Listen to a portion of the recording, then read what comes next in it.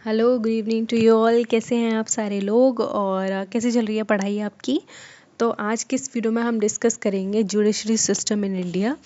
हमने unit 7 cover की है हमारी UGC net political science exam के लिए और उसमें हमने first second third unit complete कर लिए हैं। This is the 7th unit. Okay, क्योंकि फोर्थ फिफ्थ मैं कराऊंगी साइमल्टेनियसली, बट मैंने उसको पहले शुरू कर दिया था और उसकी 2-3 वीडियोस पहले से ही पढ़ी थी, तो मैंने सोचा कि पहले 7th यूनिट को कंटिन्यू करेंगे, देन हम नई यूनिट को पढ़ेंगे। ठीक है, देन आई होप कि आपने इससे पहले जितने भी वीडियोस रहे हैं इससे रिलेटेड यूनिट 7 से वो सारे कवर कर लिए हैं, क्योंकि अगर आप सीक्वेंस में पढ़ोगे तो ज़्यादा बेटर रहेगा, चीज़ें ज़्यादा अच्छे से समझ में आएंगी। ठीक है, और जो भी इंपॉर्टेंट चीज़ें वो मैं आपको बताती रहती हूँ। आपको खुद से भी कुछ एक्स्ट्रा चीज़ें करनी पड़ती हैं।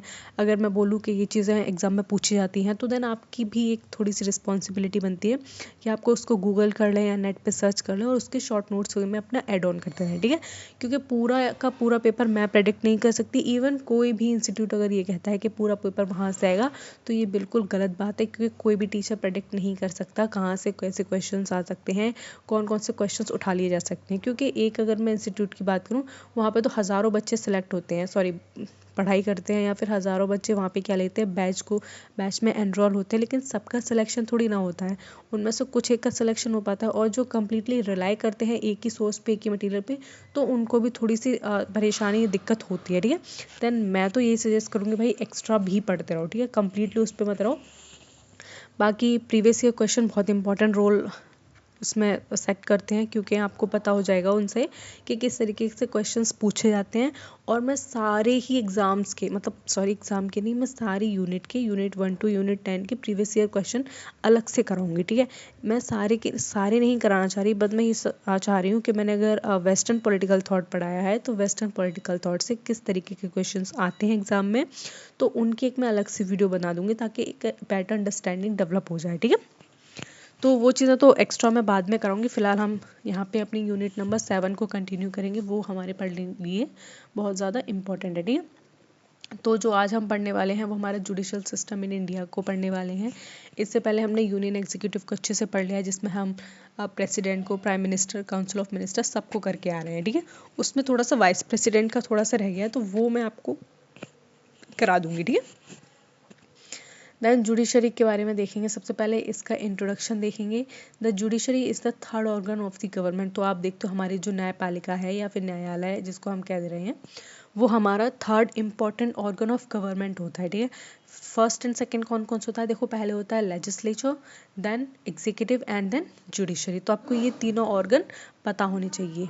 ऐसे थोड़ा पैरेलली हम इसका डिवीजन देखते हैं। यहाँ पे सबसे पहले कौन होते हैं, लेजिस्लेचर्स होते हैं, एग्जीक्यूटिव होते हैं यहाँ पे, और ये जुडिशरी होते हैं। ठीक है, ये जो पीपल होते हैं, ये जो एग्जीक्यूटिव पीपल होते हैं, they are accountable to the legislatives. ठीक है, जो यहाँ पे जो बैठे हुए हैं, बहुत सारे लोग बैठे हुए हैं, या फिर जिनको हमने चुन के भेजा हुआ है, ठीक है, ये उनके लिए अकाउंटेबल होते हैं, रिस्पॉन्सिबल होते हैं। ठीक है, और इनको जवाबदेही होते हैं। और जो एग्जीक्यूटिव में जो लोग बैठे हैं, मुट्ठी में 50-60 लोग बैठे हैं, ये क्या करते हैं, ये सरकार बनाते हैं, ये पॉलिसी का फॉर्मुलेशन करते हैं, साथ में पॉलिसी का इम्प्लीमेंटेशन भी करते हैं। इन्होंने कैसी पॉलिसीज़ बनाई है, कैसे ये वर्क कर रहे हैं, क्या वो पॉलिसी कॉन्स्टिट्यूशन से बाहर तो नहीं आ रही हैं, या फिर वो पॉलिसी कॉन्स्टिट्यूशन के खिलाफ तो नहीं है, तो इन सारी चीज़ों को कौन देखता है, ये जुडिशरी देखती है। ठीक है, तो ये हमारा तीसरा मेन ऑर्गन बन जाता है किसका, गवर्नमेंट का। तो इसलिए हमें इसको पढ़ना भी बहुत ज़रूरी है। ठीक है, and the judiciary act as the guardian of the constitution. अब देखो ये क्या काम करती है, ये as a guardian of constitution काम करती है, जिसका मतलब आप समझते हो गार्जियन का मतलब क्या होता है। तो इसका सिंपल सा मतलब होता है, ये गाइड करता है किसको, the two other organ of the government को। ठीक है, तो ये गारंटर भी है और गार्जियन भी है किसका, कॉन्स्टिट्यूशन का। जो हमारा भारत का संविधान लिखे गए हैं, हमारे पूर्वज बोल सकते हैं, या फिर जो कॉन्स्टिट्यूएंट असेंबली ने एक लॉ बुक बनाई है इंडिया के लिए, तो उसका गार्जियन कौन है, ये जुडिशरी है। उसने कॉन्स्टिट्यूशन को बढ़िया तरीके से पढ़ रखा है, उसको इंटरप्रिटेशन भी कौन करता है, जुडिशरी ही करती है। ठीक है, सुप्रीम कोर्ट में बैठे हुए लोग करते हैं। कभी भी क्या होता है, जो लेजिस्लेचर्स होते हैं, एग्जीक्यूटिव्स होते हैं, हैं इन लोगों ने इतना ज़्यादा अच्छे से कॉन्स्टिट्यूशन नहीं पढ़ा होता है, लेकिन जब ये पॉलिसीज़ का फॉर्मुलेशन करते हैं, कोई नए बिल को पास करने की बात करते हैं, देन जुडिशरी बीच में कूदती है और बताती है कि ये तो हमारे कॉन्स्टिट्यूशन में है ही नहीं, तुम ऐसा नहीं कर सकते हो। ठीक है, तो ये सारे काम कौन करता है? जुडिशरी करता है। ठीक है, एक तरीके से मैं बोल रहा हूँ जैसे घर में बच्चे होते हैं, कभी उनके पेरेंट्स हमेशा क्या करते हैं, उसको गाइड करते रहते हैं लाइफ टाइम तक कि बेटा ऐसे नहीं, ऐसे करो, बेटा ये नहीं, वो सही है, वैसे करो, वैसी चीज़ें करो। तो इसी तरीके से जो हमारी जुडिशरी है वो भी गवर्नमेंट को क्या करती है, टाइम टू टाइम गाइड करती रहती है। ठीक है, और कॉन्स्टिट्यूशन को हमेशा सस्टेन करके रखती है, उसको संभाल के रखती है और उसका इंटरप्रिटेशन करती है। ठीक है, and the judiciary also ensure rule of law. देखो जुडिशरी ये एंश्योर करती है कि रूल ऑफ लॉ हो। ठीक है, मतलब कानून के हिसाब से ही सारा काम हो। And protect the fundamental rights, और हमारे जितने भी फंडामेंटल राइट्स हैं उनको प्रोटेक्ट करती है। हमारे फंडामेंटल राइट्स एकदम सैंक्रोसैंक्ट हैं, उनको कोई भी टच नहीं कर सकता, उनको कभी भी गवर्नमेंट हमसे छीन नहीं सकती। ठीक है, गवर्नमेंट की पावर को कम करते हैं फंडामेंटल राइट्स, और वहीं सिटीजन्स की पावर को ये क्या करते हैं, इंक्रीज करते हैं। तो ये चीज़ भी आपको पता होनी चाहिए। तो फंडामेंटल राइट्स जो होते हैं हमारे, उन्हें कौन प्रोटेक्ट करता है? उन्हें जुडिशरी प्रोटेक्ट करती है। ठीक है, और फंडामेंटल राइट्स किसे मिले हुए हैं? सिटीजन ऑफ इंडिया को मिले हुए हैं। जुडिशरी कैसी है? जुडिशरी इंडिपेंडेंट है। ठीक है, इम्पार्शल है, and the integrated judicial system बना हुआ है एक पूरा। ठीक है, इंडिपेंडेंट है। कैसे इंडिपेंडेंट है? देखो जो सुप्रीम कोर्ट में जो जजेस बैठे हुए हैं, जो टॉप ऑफिशियल्स बैठे हुए हैं, उनको हमने चूज़ करके नहीं भेजा है। ठीक है, वो बहुत बड़े क्या बन चुके हैं, वो एक मास्टर्स बन चुके हैं, वो एकदम से स्कॉलर बन चुके हैं कॉन्स्टिट्यूशन में। उन्होंने कॉन्स्टिट्यूशन को भाई पढ़ा है। जब कोई इंसान 10 20 30 साल भारत के संविधान को पढ़ाई करेगा तो उसको एक एक वर्ड का मतलब अच्छे से पता होगा। ठीक है, तो ये जो जुडिशरी होती है वो इंडिपेंडेंट होती है, किसी के फेवर में जाके इलेक्ट नहीं होती है। अब मान लो जैसे प्रेजेंटली बीजेपी की सरकार बनी हुई है, और वहीं पे जो सुप्रीम कोर्ट है वहाँ पर भी बीजेपी की ही सरकार का कोई एक मेंबर बैठा होता है as a chief justice of India. ठीक है, और उसका जो पूरा जो कॉलेजियम होता है, या फिर जो पूरे उसके बाकी के अदर जजेस होते हैं वो भी बीजेपी से ही हों। तो आपको लगता है कि वो इम्पार्शल कोई चीज़ कर पाएंगे? अगर बीजेपी कुछ काम गलत भी कर रही है तो वो उससे कह पाएंगे कि ये चीज़ अनकॉन्स्टिट्यूशनल है या फिर कॉन्स्टिट्यूशन के खिलाफ है? May be not. और हमें एक पूरा का पूरा कैसा दिया है? इम्पार्शल और इंटीग्रेटेड जुडिशियल सिस्टम दिया है कॉन्स्टिट्यूशन ने। ठीक है, इम्पार्शल इसीलिए क्योंकि उसको किसी की पॉलिटिक्स से फ़र्क नहीं पड़ता है, किसकी सरकार है किसकी नहीं है। तो जुडिशरी को या फिर जुडिशरी में बैठे जितने भी लॉयर्स हैं, जितने भी जजेस हैं, उनको कोई फ़र्क नहीं पड़ता। उनको सिर्फ और सिर्फ क्या करना है? कॉन्स्टिट्यूशन को प्रोटेक्ट करना है, और कॉन्स्टिट्यूशन के गारंटर और फंडामेंटल राइट्स की गारंटर बनना है। ठीक है, हम अगर इंडियन जुडिशरी सिस्टम की अगर हम बात करें उसके क्या क्या इंपॉर्टेंट फीचर्स हैं, तो हम देखते हैं एक single integrated system of court बना है। इंटीग्रेटेड सिस्टम मतलब है एक हायरार्की ऑफ कोर्ट बना है। ठीक है, इसके अपेक्स पे कौन बैठा है? यहाँ पे सुप्रीम कोर्ट ऑफ इंडिया बैठा है, जो कहाँ पे है? दिल्ली में है। ठीक है, देन नीचे हमें कौन देखने को मिलता है? नीचे हमें हाई कोर्ट्स देखने को मिलती हैं। देन सबसे नीचे एट द बॉटम हमें कौन देखने को मिलती है? सबऑर्डिनेट कोर्ट्स देखने को मिलती हैं। ठीक है, क्योंकि इंडिया की पॉपुलेशन बहुत ज़्यादा है। ठीक है, केसेस बहुत ज़्यादा आते हैं, तो सारे केसेस ना सुप्रीम कोर्ट अकेले हैंडल कर सकती है, ना ही किसी एक स्टेट की हाई कोर्ट हैंडल कर सकती है, और ना ही क्या है अकेले ही एक सबऑर्डिनेट कोर्ट्स को क्या कर सकती है? हैंडल कर सकती हैं। इसीलिए एक पूरा इंटीग्रेटेड सिस्टम बना है जुडिशरी का, जो सबसे लोअर या फिर जो बॉटम पे सबसे ज़्यादा कोर्ट्स रहती हैं, सबऑर्डिनेट कोर्ट्स, उनमें फैमिली और डाइवोर्स ये सारे केसेस चलते हैं। छोटे मोटे जैसे लड़ाई वड़ाई हो जाती है रोड पे, वो पहुँचे। थोड़े से इंपॉर्टेंट केस होते हैं वो कहाँ जाते हैं? वो हमारे हाई कोर्ट में जाते हैं, और जो नेशनल इंपॉर्टेंस के केसेस होते हैं वो जाते हैं सुप्रीम कोर्ट में। ठीक है, तो एक पूरा हायरार्की ऑफ कोर्ट्स बना हुआ है, इंटीग्रेटेड सिस्टम बना हुआ है, जो कि इंडियन जुडिशरी का एक इम्पॉर्टेंट फीचर है। ठीक है, हायरार्की ऑफ कोर्ट्स देखने को मिलता है, हमने पहले ही बताया। यहाँ पे पहले सुप्रीम कोर्ट आती है, दोनों उनके बाद हाई कोर्ट्स आती हैं, और सबसे नीचे कौन आते हैं? सबऑर्डिनेट कोर्ट्स आते हैं। ठीक है, एंड जुडिशियल इंडिपेंडेंस की बात करते हैं, जिसमें ये इंश्योर होता है कि कॉन्स्टिट्यूशनल प्रोविजंस जितने भी दिए गए हैं उन सारे प्रोविजंस क्या है कि हमें ये बताया गया है कि जो जुडिशियल इंडिपेंडेंस होगी, मतलब जुडिशरी जो भी फैसले लेगी उसमें किसी का भी हस्तक्षेप नहीं होगा। ठीक है, अगर कल को चीफ जस्टिस ऑफ इंडिया एक नया कानून बनाते हैं, वो लोग भी अपने मन से देखो कोई काम नहीं कर सकते हैं। ऐसा नहीं है कि वो अपने मन से कुछ भी कह सकते हैं, वो भी कॉन्स्टिट्यूशन को कुछ ना कितना भी कैसे भी इंटरप्रेट कर सकते हैं।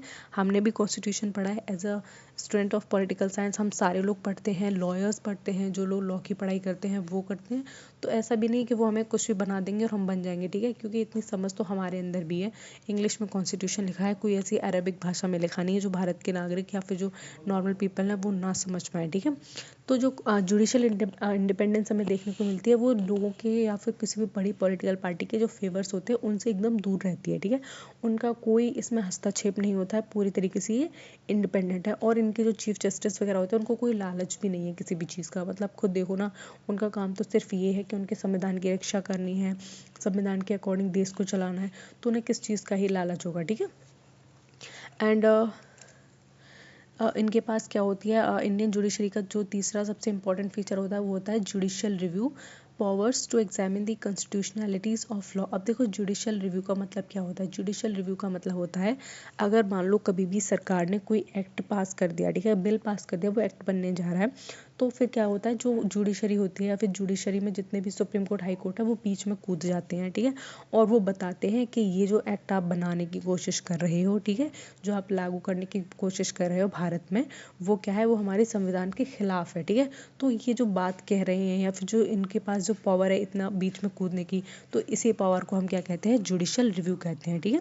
वो किसी भी कॉन्स्टिट्यूशनल लॉ को या फिर कोई भी चीज़ जो बनाई जा रही है भारत में या फिर कोई सरकार पास करने की कोशिश कर रही है, तो उसकी वैलिडिटी कैसी है, कॉन्स्टिट्यूशनली वो वैलिड है या नहीं है, तो ये कौन डिसाइड कर सकता है, ये हमारी जुडिशरी डिसाइड कर सकती है। और इसी को और किस पावर के अंडर डिसाइड कर सकती है, वो जुडिशियल पावर के अंदर डिसाइड कर सकती है, ठीक है।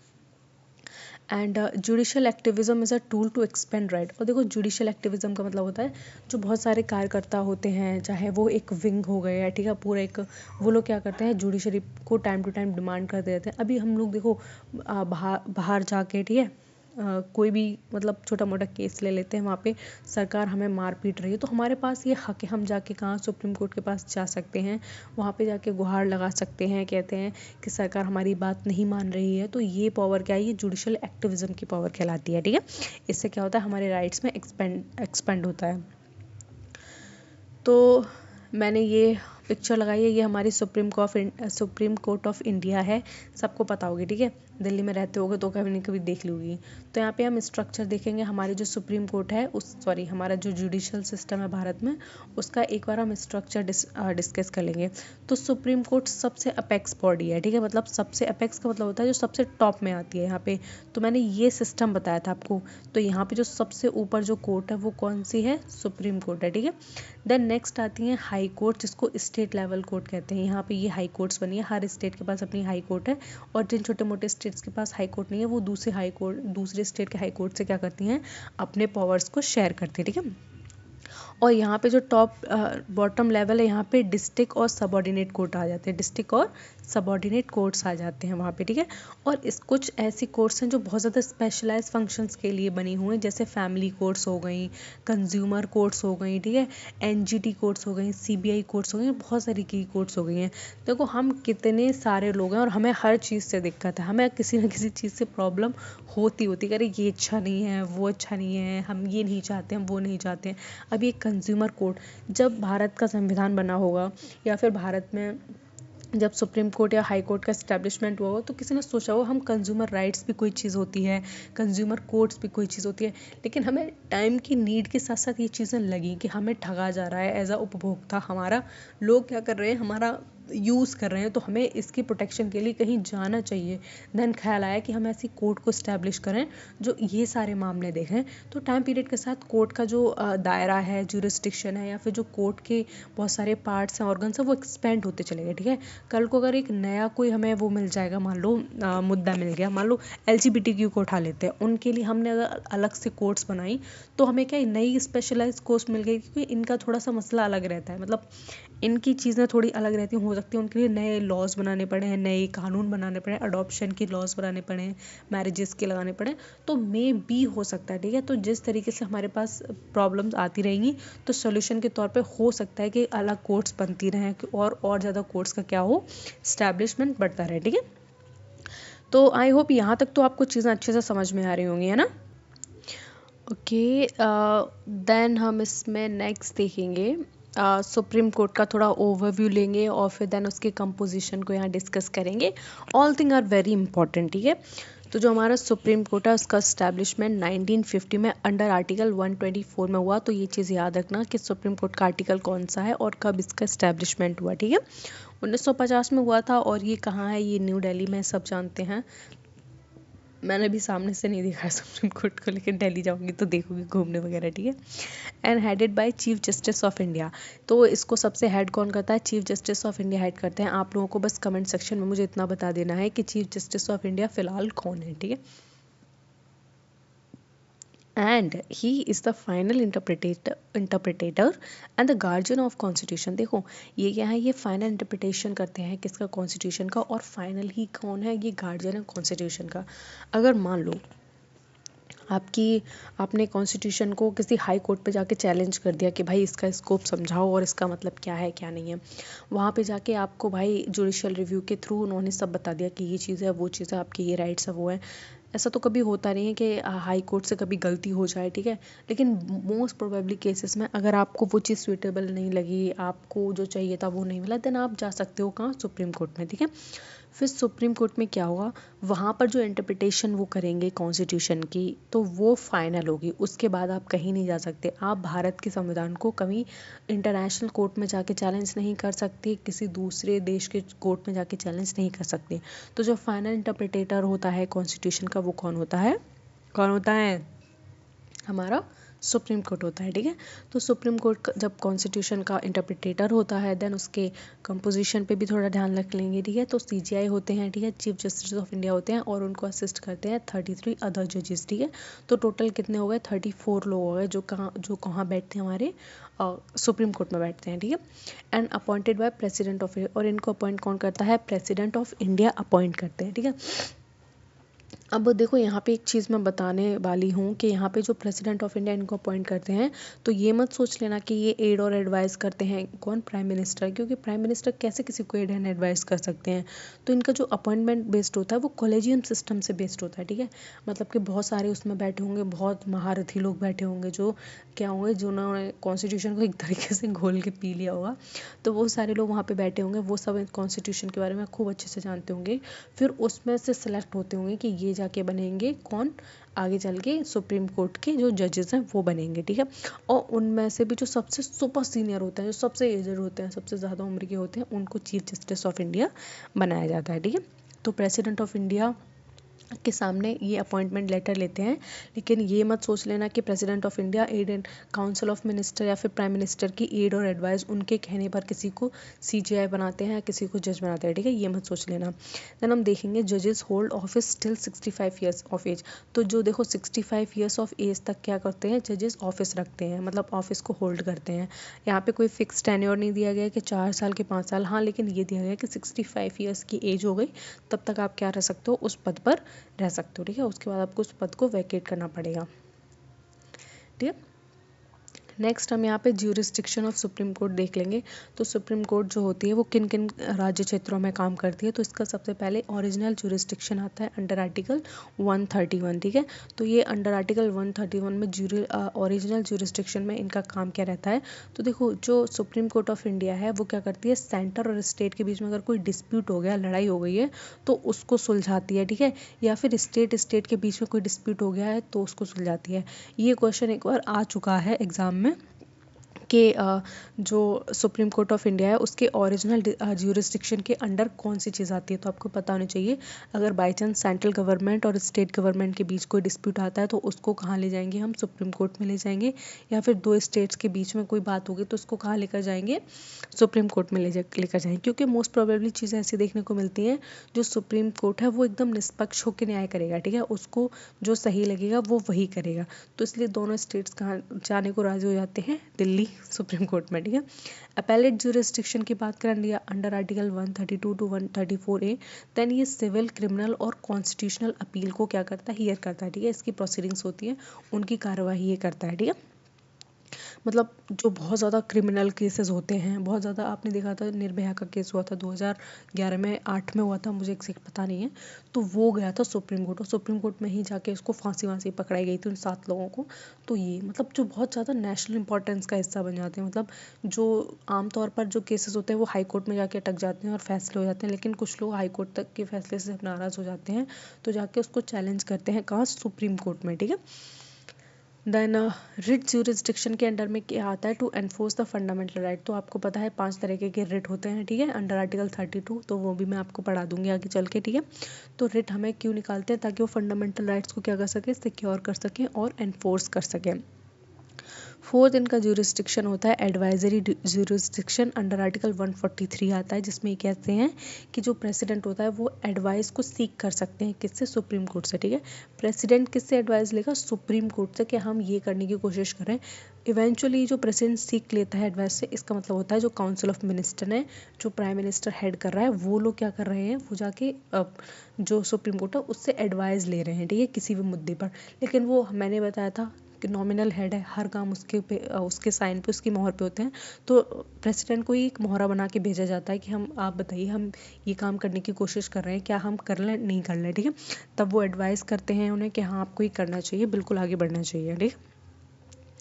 देन इनका फिफ्थ एरिया देख लेंगे, review jurisdiction and curative petition. इसमें कोर्ट में रिव्यू दिट्स ओन जजमेंट, जो कोर्ट होती हैं वो क्या करती हैं, अपने ही ओन जजमेंट्स का क्या करती है, रिव्यू करती है, ठीक है।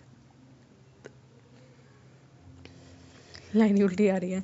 तो देखो क्या होता है कि हमने बहुत सारे केसेस देखी हैं, जिसमें मैं अगर बात करूं, मिनरवा मिल केस हो गया, केशवानंद भारती केस हो गया, गोलकनाथ केस हो गया, तो इन सारे केसेस में क्या होता है, जो सुप्रीम कोर्ट होती है पहले तो कोई और जजमेंट दे देती है, फिर क्या होता है, उस जजमेंट को नेक्स्ट किसी केस में जब चैलेंज किया जाता है तो वो एक नया जजमेंट देती है, ठीक है।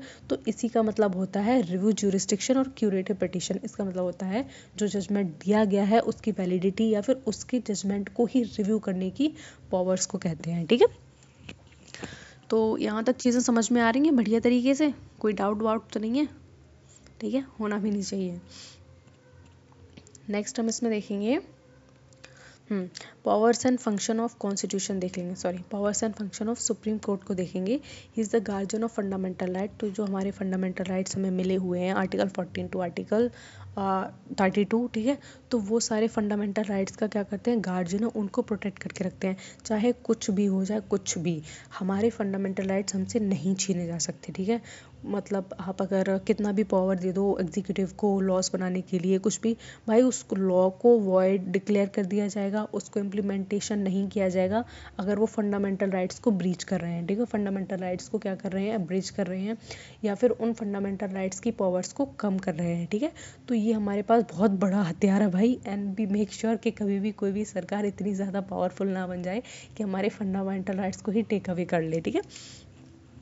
And final interpreter of constitution, तो ये क्या होते हैं, जो सुप्रीम कोर्ट ऑफ इंडिया है वही कौन है, फाइनल इंटरप्रेटर है हमारे भारतीय संविधान की, ठीक है। इसके आगे किसी की नहीं चलेगी, किसी की नहीं सुनेंगे, ठीक है, क्योंकि इन्होंने जो कह दिया वो कह दिया।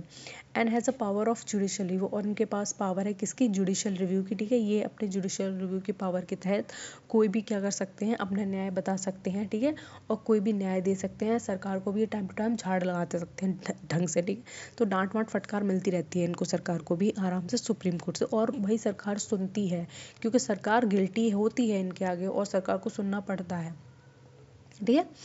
And here appeal from high courts, और जो हाई कोर्ट्स होते हैं वहाँ से जो अपील होती है, अपील का मतलब होता है कभी कभी हाई कोर्ट्स अपने जो कुछ ऑर्डर्स होते हैं या फिर कुछ ऐसे केसेस होते हैं वो ट्रांसफ़र कर देते हैं सुप्रीम कोर्ट के लिए, ठीक है, जब उन्हें लगता है कि हमसे नहीं संभल रहा है, या फिर उसमें 2 या 2 से ज़्यादा स्टेट्स का इंटेलिजेंस होता है, ठीक है, तो वो क्या करती है, वो रेफर कर देती है हाई कोर्ट के लिए, ठीक है, क्योंकि मोस्टली पार्टी ऐसे केसेस में एक वन साइडेड जजमेंट से सेटिस्फाई नहीं होती है, ठीक है।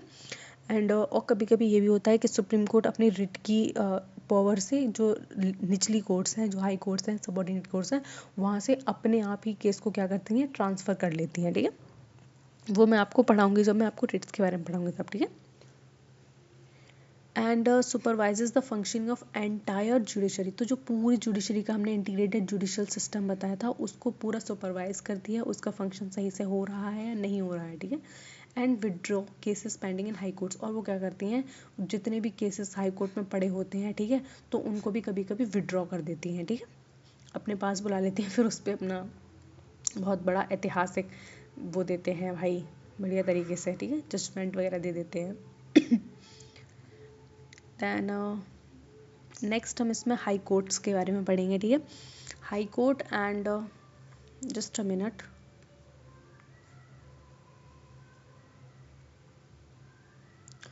ओके फाइन, तो आज हम सिर्फ सुप्रीम कोर्ट के बारे में पढ़ते हैं, ठीक है। आज की इस वीडियो में हमने सुप्रीम कोर्ट के बारे में अच्छे से डिस्कस कर लिया है, और नेक्स्ट वीडियो में हम हाई कोर्ट के बारे में पढ़ेंगे। क्यों? क्योंकि अभी देखो मैंने इसके आई थिंक मैं ढूंढ रही हूँ, लेकिन मुझे वो नहीं मिल रही है। हाँ, तो मुझे लिस्ट नहीं मिल रही है सुप्रीम कोर्ट के जजेस की, तो वो मुझे लिस्ट डालनी है आपको, ठीक है, तो वो मैं इसमें पिन कर दूंगी या फिर वो इसके नीचे लगा दूंगी, तब तक वो पढ़ो, ठीक है। किसी भी चीज़ को हम ना बहुत ज़्यादा ब्रॉड नहीं करेंगे, ठीक है, ताकि हमें समझ में ना हो। तो आज की वीडियो को हम यहीं पे रखेंगे, क्योंकि हमने सुप्रीम कोर्ट को बहुत अच्छे से पढ़ लिया है, समझ लिया है। एंड आई होप आपको वीडियो समझ में आई होगी, वीडियो अच्छी भी लगी होगी। एंड देन मेक श्योर कि आप इस चैनल पर बने रहो, ठीक है, और अच्छे से पढ़ाई करते रहो। सारी चीज़ें आपके लिए बहुत ज़्यादा इंपॉर्टेंट है। अब जैसे कि मैंने आपसे पूछा CGI कौन है, तो आपकी ड्यूटी बनती है आपको पता होना चाहिए CGI कौन है, ठीक है, उसके काम क्या क्या है ये भी मैंने बता दिया, उसके पावर्स और ज्यूरिसडिक्शन कौन कौन से हैं वो भी मैंने आपको बता दिया। सारी चीज़ मैंने डिस्कस कर ली, तो आपका क्या काम बनता है, इसको ढंग से दोबारा पढ़ लेना, रिवाइज कर लेना, और जो चीज़ आपको समझ में नहीं आई है उसको दोबारा से समझ लेना, ठीक है। आई होप आपको वीडियो अच्छी लगी। मैं इसलिए भी जल्दी आज कर रही हूँ क्योंकि बगल में शादी हो रही है, तो बहुत ज़्यादा साउंड आ रहा है वहाँ से, मैं कॉन्सेंट्रेट नहीं कर पा रही हूँ, और मे बी वीडियो में पीछे साउंड कहीं रिकॉर्ड ना हो गया, वो मैं चेक करूँगी, ठीक है। नहीं हुआ होगा देन मैं पोस्ट कर दूँगी, हो गया होगा तो भाई क्या ही कह सकती हूँ, ठीक है। तो आई होप आपको वीडियो अच्छी लगी होगी, सब चीज़ समझ में आई होगी, ठीक है। तो मिलते हैं कल, जिसमें हम हाई कोर्ट को डिस्कस करेंगे। तब तक अपना ख्याल रखना, पढ़ते रहना, ठीक है, और थोड़ा सा भी गैप मत करो पढ़ाई में, क्योंकि भाई अब ज़्यादा टाइम बचा नहीं है, जितना आप डिले करोगे उतना ही आपको ही दिक्कत होगी। देन मेक श्योर आप पढ़ते रहो आराम से, ठीक है। चैनल को सब्सक्राइब कर लेना और कंटिन्यू पढ़ते रहो। बाकी कोई डाउट हो प्लीज़ कमेंट सेक्शन में बता देना, मैं उसको पर्सनली क्या करूँगी आपको बताऊँगी, उससे रिलेटेड चीज़ें कोई भी, और कोई भी आप मुझे सजेशन भी दे सकते हो जो आपको चाहिए regarding this exam. Okay, till then take care and bye bye.